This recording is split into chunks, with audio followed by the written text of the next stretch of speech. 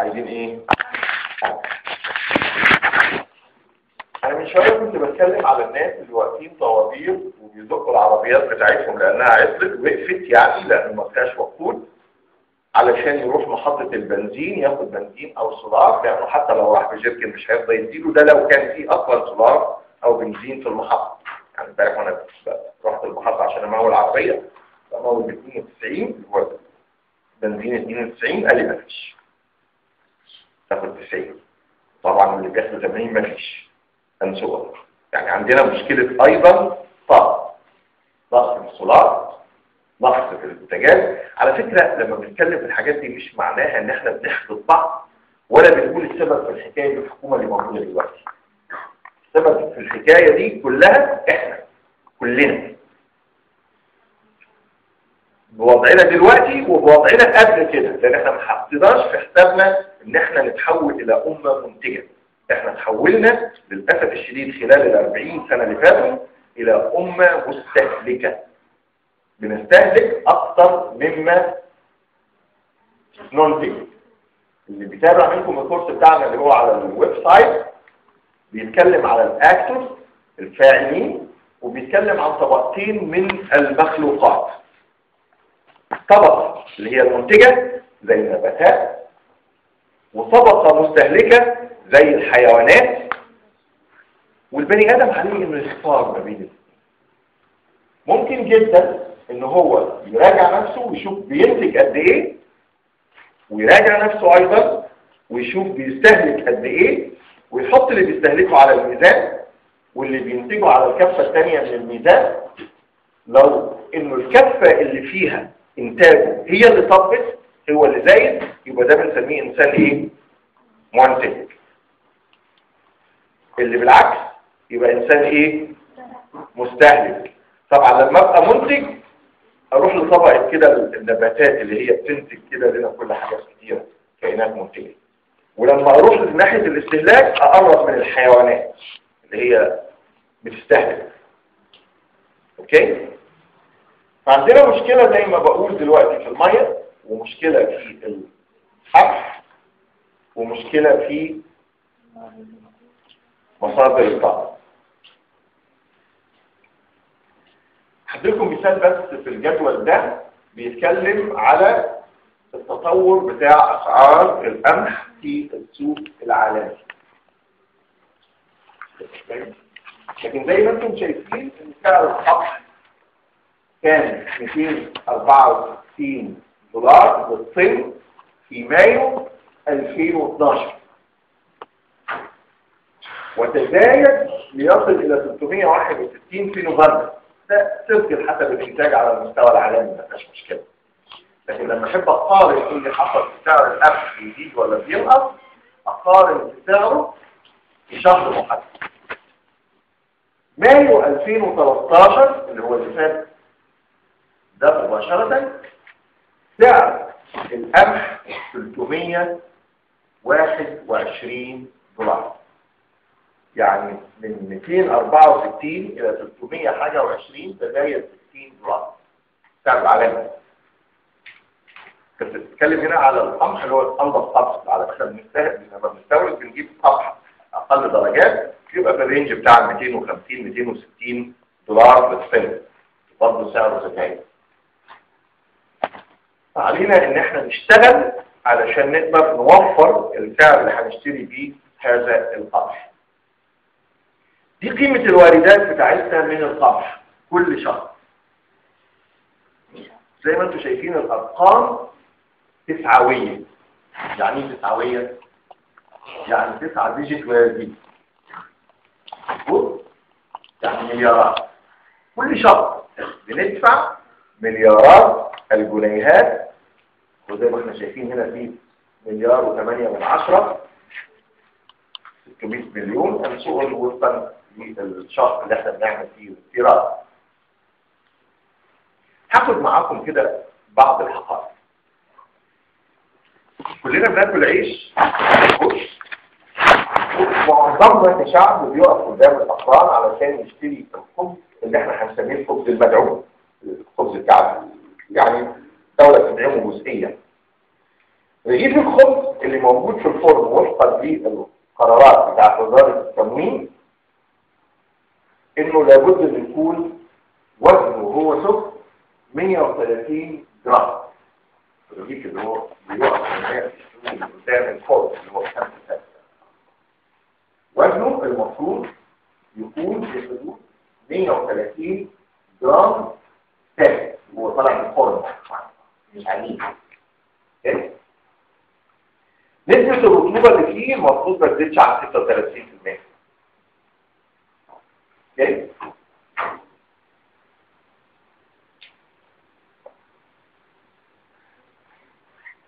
عايز اقول حقائق ثانية.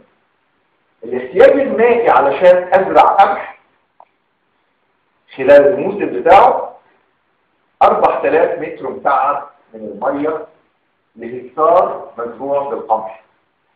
يعني تقريبا 2862 متر مكعب للفدان. دول بينتجوا 2.5 طن تقريبا من القمح. مظبوط؟ رغيف الخبز اللي هو 130 جرام بنسبة رطوبة 36% محتاج 101 جرام قمح علشان اطلع الدقيق اللي استخدمه علشان اخبز هذا الرغيف. توصفوا ولا تبين؟ سهل.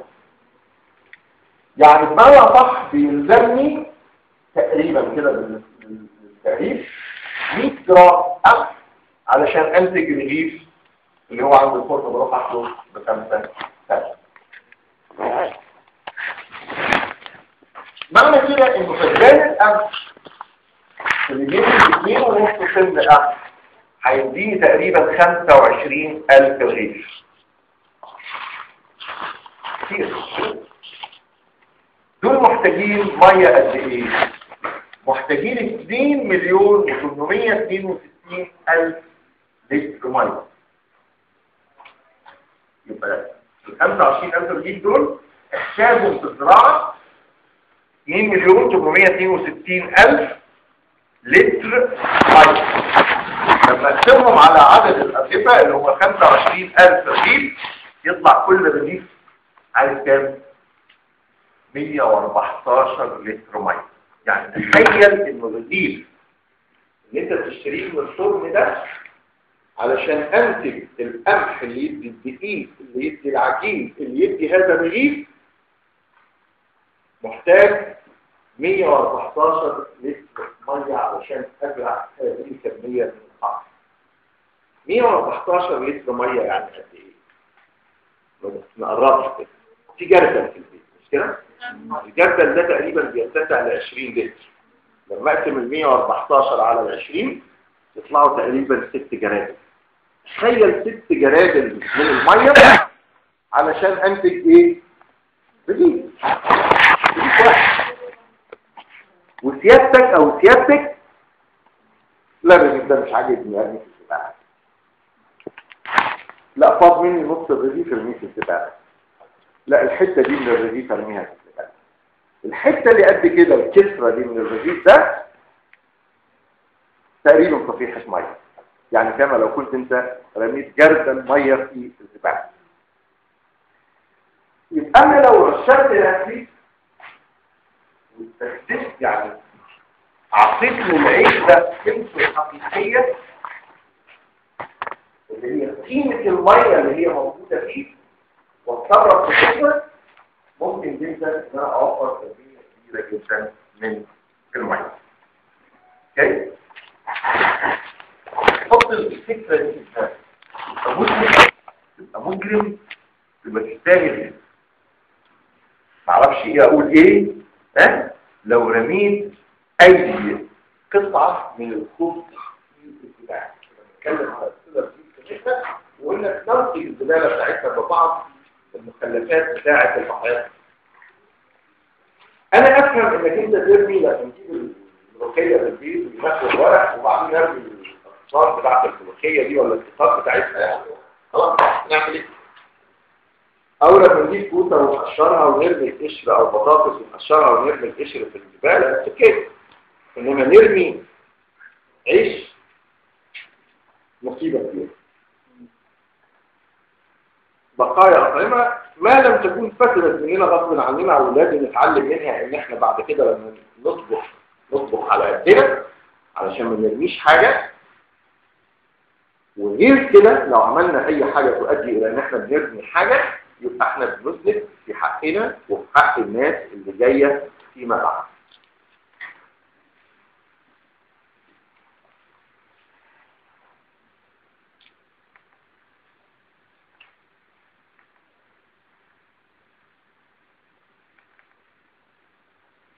نكمل؟ بيتوش؟ بيتوش يعني؟ معقولة؟ كم واحد ما كانش بياخد باله يرمي فعلا او يفيد منه عيش ويجي، او هما بيرموا في الجبال. طيب انا عايز كل واحد فيكم كده يقسم ما بينه وما بين نفسه ان هو لو فاض عيش يقول لماما او لبابا او لبابا في البيت، لا خلوا لي ده الوجبه اللي جايه انا حابه احطه في البوتاجاز او في الفرن او في المايكرويف او في التوستر حسب ويبقى اللي بنتكلم عنه، واحط عليه جبنه كده واطلب البطيخ والكتايح. نعم العيش وحش جدا مش متاكل، يعني المفروض تحط على حاجه، لكن حد بيقول لي العيش وحش جدا مش متاكل. ما اعتقدش انه العيش وحش جدا مش بيتاكل، لانه لو كان وحش جدا مش بيتاكل ما نشتروش اصلا، ولا ما بيتاكلش. انما الطريقه اللي احنا نشتريه، اولا الطريقه اللي احنا نشتريه مش غيره او ما فيش في مقدورنا غيره. بدل ما هو جاي منظره من الفرن مش عاجبني اقمره، طعمه بيختلف. نعم يعني تقمره نعمل له صوت ايوه كده رايت. انا بمسك الريديت من فوق واولع الصاله بتاعت البوتاجاز واحط فوقها شويه كده، اول دي اي يعني حاجه خفيفه ولا غيره علشان ما اعرضش نفسي لخطر الحريق، واحط عليها شويه 10-15 ثانيه واجي قلبه على الناحيه الثانيه. كله بالطريقه دي وكله بالطريقه اللي انت بتاكله بيها. ما بيتاكلش بالطريقه اللي انت بتاكله بيها زي ما هي قالت، لكن بالطريقه دي هيتاكل وهيبقى طعمه حتى ريحته. اوكي نكمل المشوار. انتم احنا بالنيابه عنكم بنغرقكم،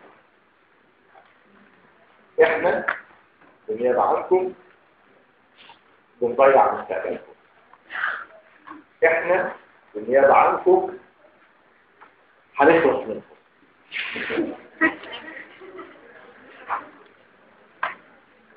قلت ان احنا عندنا مشكله ميه، عندنا مشكله اكل، والاثنين متواصلين مع بعض، ولازم ناخد اكشن علشان نقلل من صدى او شده هاتين المشكلتين. صح؟ نرشد الاستهلاكنا في الميه، نرشد الاستهلاكنا في المنتجات اللي احنا بناكلها في الغذاء بتاعنا مع الصح. وعندنا مشكله طاقه اتكلمنا عنها برضه في الصوابير، بس اللي كانوا بيمثلوا وبيقولوا من الكهرباء بتطلع مش كده؟ لو احنا فعلا ما نورناش النور الا في الوقت اللي انا محتاج فيه ان اضيء هذا النور وبالقدر اللي انا محتاجه بهذا النور، واظن بعضكم سمع عن المشروع اللي احنا عاملينه اللي هو مصباح شمسي الكل مش عارف خالص.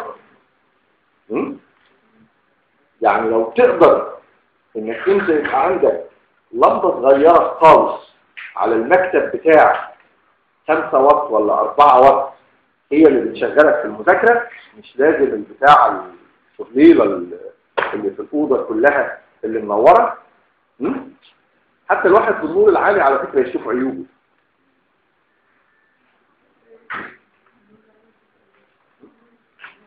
انما في الضوء الخافت ما يشوفش هذه العيوب. فانا زي ما بقول لابد ان لما ادخل اوضه افتح النور، انور النور يعني، لما اطلع من الاوضه دي لازم ارجع تاني للمفتاح واطفي النور. شغل التلفزيون ساعة ما اكون عايز اتفرج عليه في الوقت اللي انا بتفرج عليه.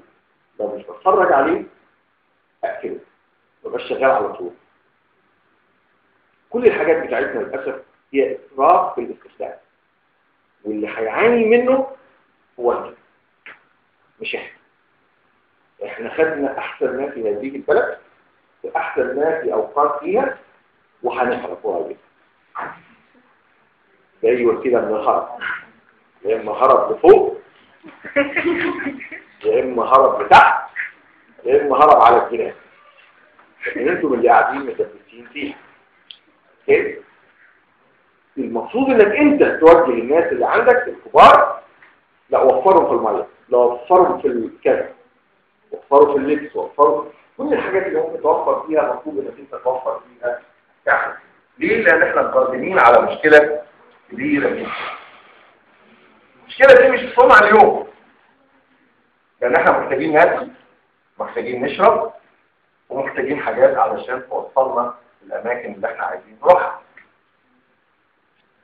مره ثانيه عايزك تبص في الجدول ده، انا حاطط الجداول دي كلها تقريبا كده بشكل علني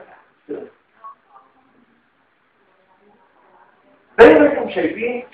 ده اجمالي الصادرات والواردات من الحاصلات الزراعيه في مصر بمليار الجنيهات خلال السنوات 2008 2009 2010 2011 و2012. الكلام ده معمول في 24 ديسمبر 2012. الصادرات الزراعيه بتاعتنا سنه 2008 كانت قيمتها 7.6 مليار مليار جنيه. 7.6 مليار جنيه. الواردات بقى دي الصادرات احنا بنصدرها مش كده؟ طب الواردات كام؟ 12 مليار. في 2009 الصادرات بتاعتنا كانت 9 مليار والواردات بتاعتنا 18 مليار. يعني احنا بنفضل نص اللي بنستورده، نص القيمة اللي بنستورده. 2010 الصادرات بتاعتنا لا زالت 9.7 مليار، لكن الواردات بتاعتنا فقدت الى 27 مليار جنيه. في 2011 لازلنا تبقى في الواردات، قلت شويه كمان على 2010، لكن الواردات بتاعتنا كانت كام؟ 37 مليار جنيه. 2012 كانت السنه لسه ما كملتش شويه، لسه شهر بتاعت الجنوب المحيطي. 7.9 مليار قيمه الصادرات، 31 مليار قيمه الواردات. يعني احنا تقريبا بنصدر حاجات بنستورد ما قيمته ما 4 أمثال قيمته صادرات. يبقى احنا دولة ايه؟ ثالث. دولة مستوردة بدرجة كبيرة جدا.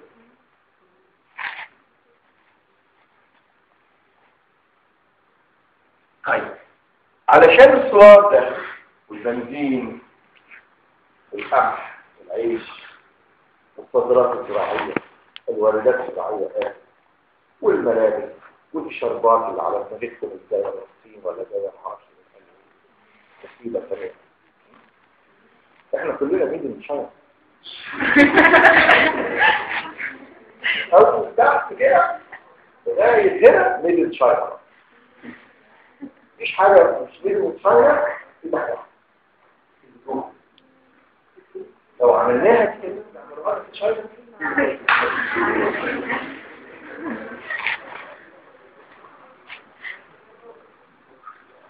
بص نفسك كام منك ميد ان شاينا؟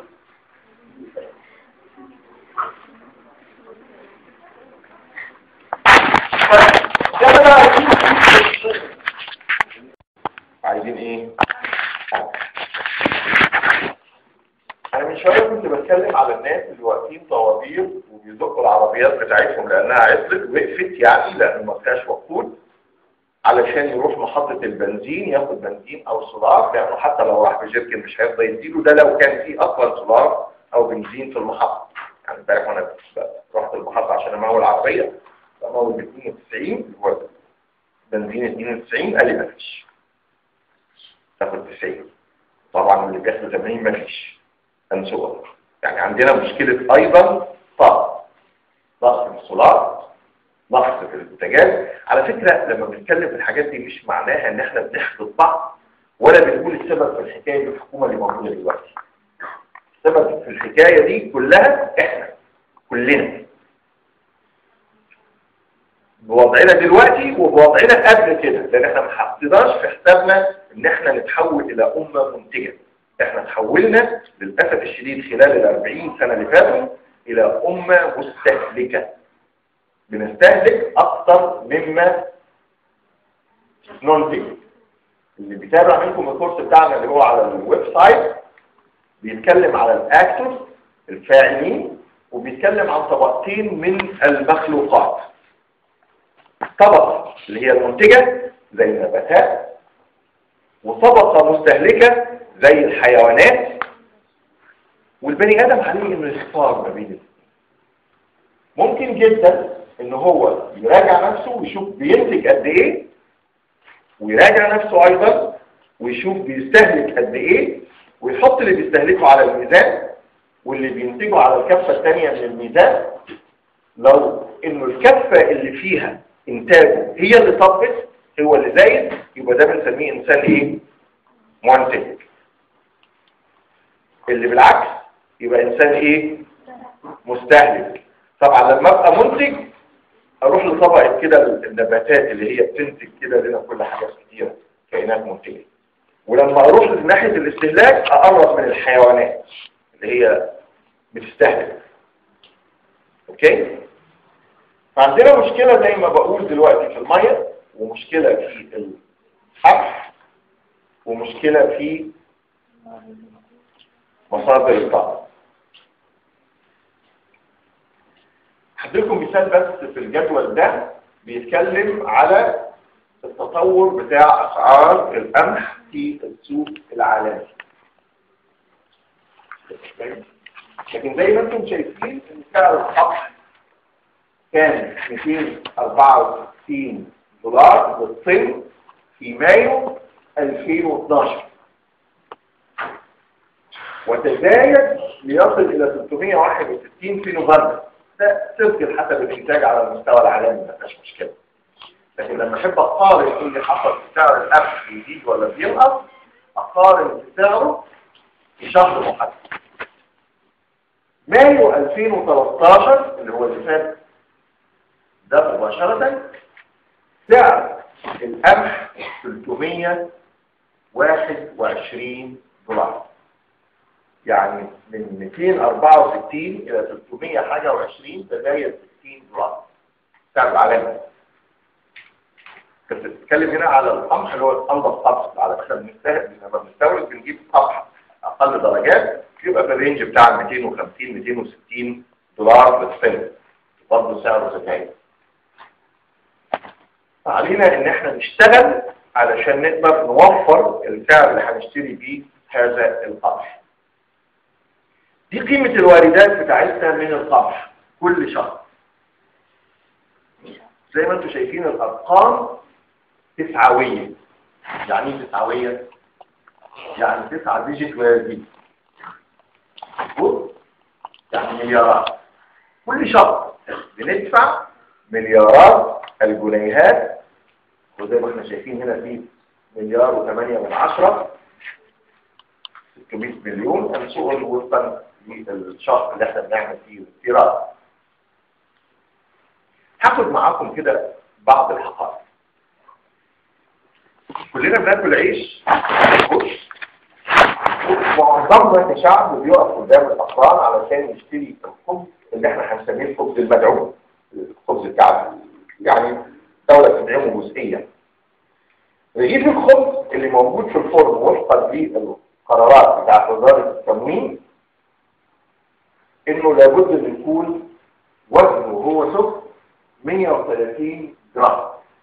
الرغيف اللي هو بيقف قدام الفرن اللي هو 5 وزنه المفروض يكون في حدود 130 جرام ثابت، هو طالع من الفرن مش عنيف. نسبة الرطوبة اللي فيه المفروض ما تزيدش عن 36%.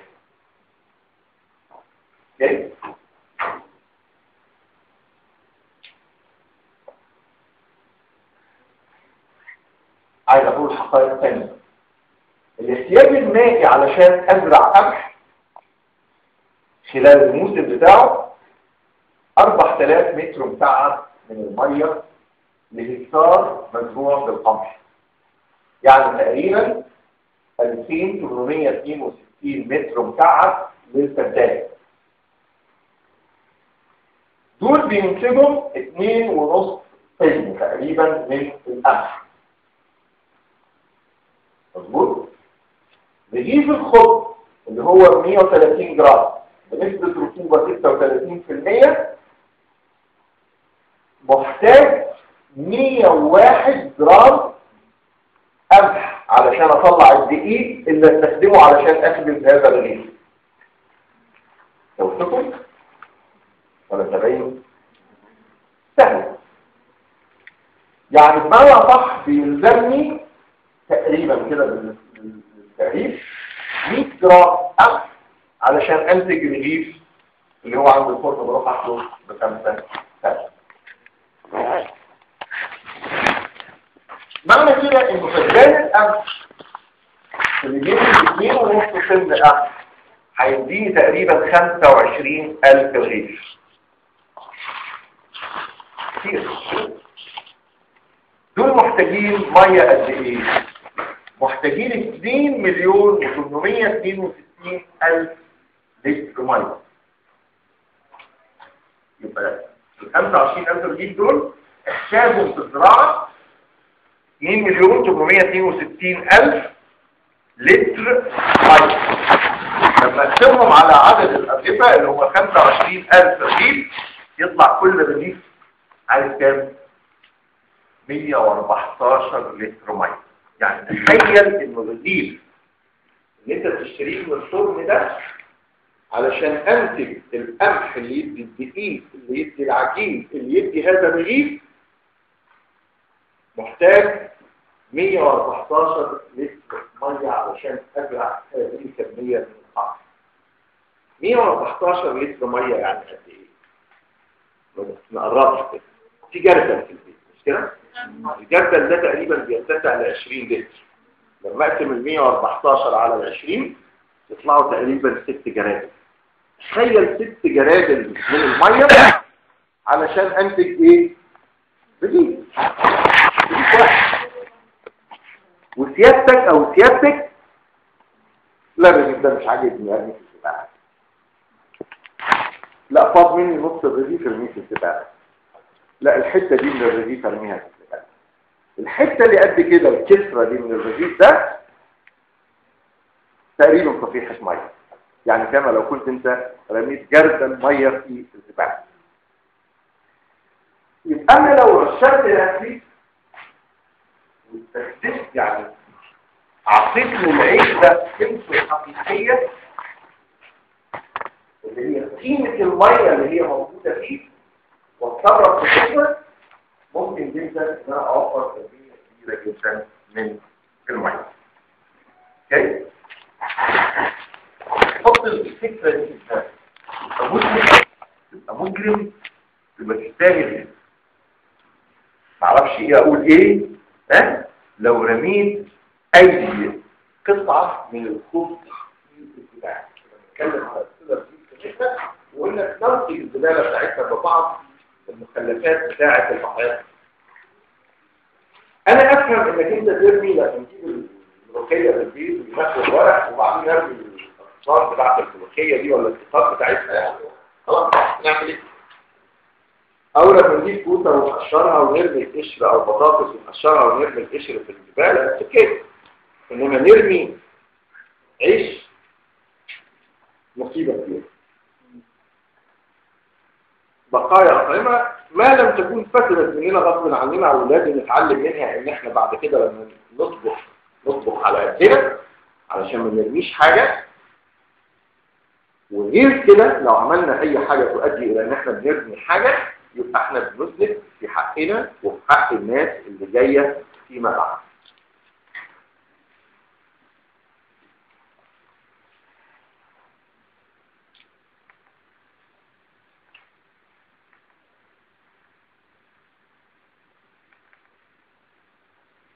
نكمل؟ ما تنتوش؟ ما تنتوش يعني؟ معقولة؟ كم واحد ما كانش بياخد باله يرمي فعلا او يفيد منه عيش ويجي او هم بيرموا في الزباله اللي هي معاه. طيب انا عايز كل واحد فيكم كده يقسم ما بينه وما بين نفسه ان هو لو فاض عيش يقول لماما او لبابا او لبابا في البيت لا خلوا لي ده الوجبه اللي جايه انا حابه احطه في البوتاجاز او في الفرن او في المايكرويف او في التوستر حسب ويبقى اللي بنتكلم عنه. واحط عليه جبنه كده واطلب البطيخ والكتايح. نعم. العيش وحش جدا مش متاكل يعني المفروض تحط ولا حاجه لكن حد بيقول لي العيش وحش جدا مش متاكل. ما اعتقدش انه العيش وحش جدا مش بيتاكل لانه لو كان وحش جدا مش بيتاكل ما نشتروش اصلا. ولا ما بيتاكلش. انما الطريقه اللي احنا نشتريه اولا الطريقه اللي احنا نشتريه مش غيره او مفيش في مقدورنا غيره. بدل ما هو جاي منظره من الفرن مش عاجبني اقمره طعمه بيختلف. نعم يعني تقمره نعمل له صوص ايوه كده رايت. انا بمسك الرغيف من فوق واولع الصاله بتاعت البوتاجاز واحط فوقها شويه كده اول دي اي يعني حاجه خفيفه ولا غيره علشان ما اعرضش نفسي لخطر الحريق واحط عليها شويه 10-15 ثانيه واجي قلبه على الناحيه الثانيه. كله بالطريقه دي وكله بالطريقه اللي انت بتاكله بيها. ما بيتاكلش بالطريقه اللي انت بتاكله بيها زي ما هي قالت لكن بالطريقه دي هيتاكل وهيبقى طعمه حتى ريحته. اوكي نكمل المشوار. انتم احنا بالنيابه عنكم بنغرقكم. احنا بالنيابه عنكم بنضيع مستقبلكم. احنا بالنيابه عنكم هنخلص منكم. قلت ان احنا عندنا مشكله ميه عندنا مشكله اكل والاثنين متعاطفين مع بعض ولازم ناخد اكشن علشان نقلل من صدى او شده هاتين المشكلتين. صح؟ نرش السلكه في الميه نرشد استهلاكنا في المنتجات اللي احنا بناكلها في الغذاء بتاعنا مع الصح. وعندنا مشكله طاقه اتكلمنا عنها برضه في الطوابير، اللي كانوا بيمثلوا وبيقولوا من الكهرباء بتستخدم، مش كده؟ لو احنا فعلا ما نورناش النور الا في الوقت اللي انا محتاج فيه ان اضيء هذا النور وبالقدر اللي انا محتاجه بهذا النور، واظن بعضكم سمع عن المشروع اللي احنا عاملينه اللي هو مصباح شمسي الكل مش عارف خالص. يعني لو تقدر انك انت يبقى عندك لمبه صغيره خالص على المكتب بتاعك 5 واط ولا 4 واط هي اللي بتشغلك في المذاكره، مش لازم البتاع التضليله اللي في الاوضه كلها اللي منوره. حتى الواحد في النور العالي على فكره يشوف عيوبه.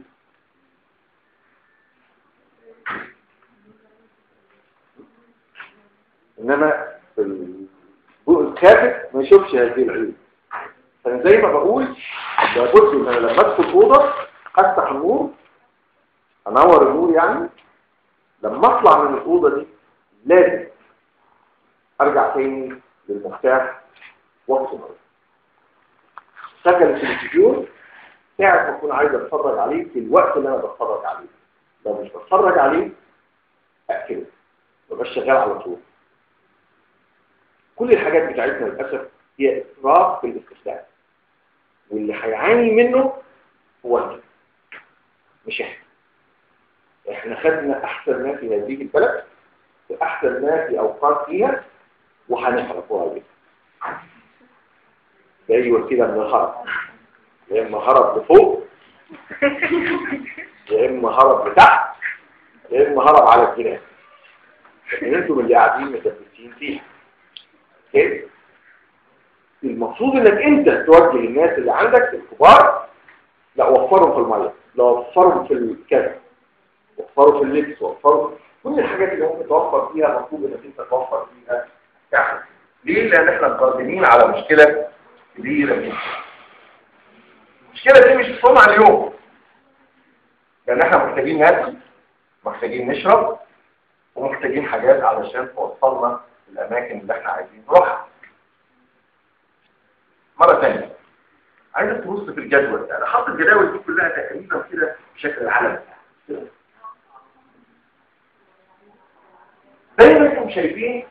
ده اجمالي الصادرات والواردات من الحاصلات الزراعيه في مصر بمليار جنيهات خلال السنوات 2008 2009 2010 2011 و2012. الكلام ده معمول في 24 ديسمبر 2012.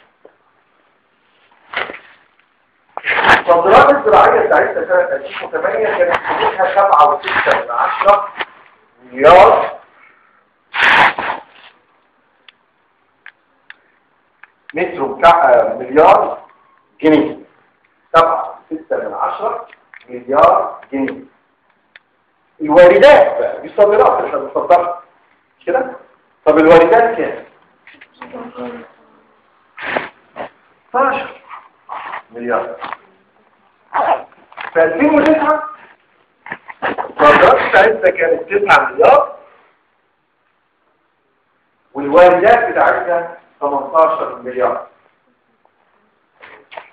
يعني احنا بنفضل نص اللي بنستورده، نص القيمه اللي بنستورده.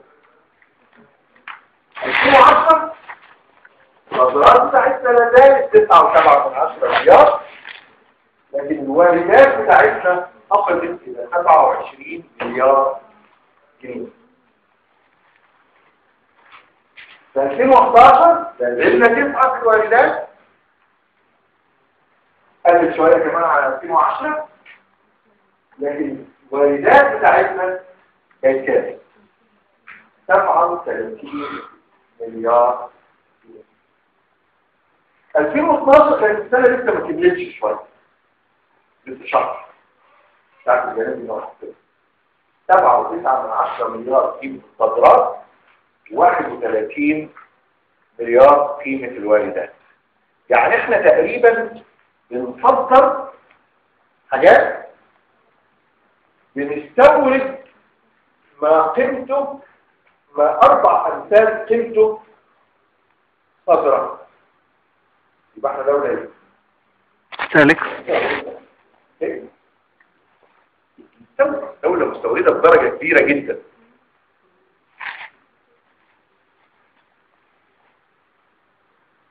طيب علشان السولار ده والبنزين والقمح والعيش والصادرات الزراعية، الواردات الزراعية والملابس والشربات اللي على دماغكم ازاي، ولا الصين ولا جايه معرفش مصيبه كمان.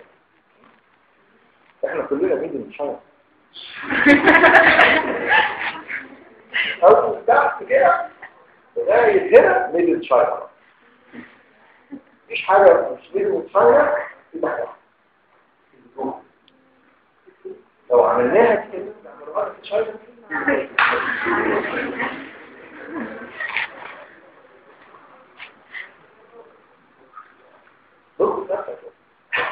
كم منك ميد ان شاينا؟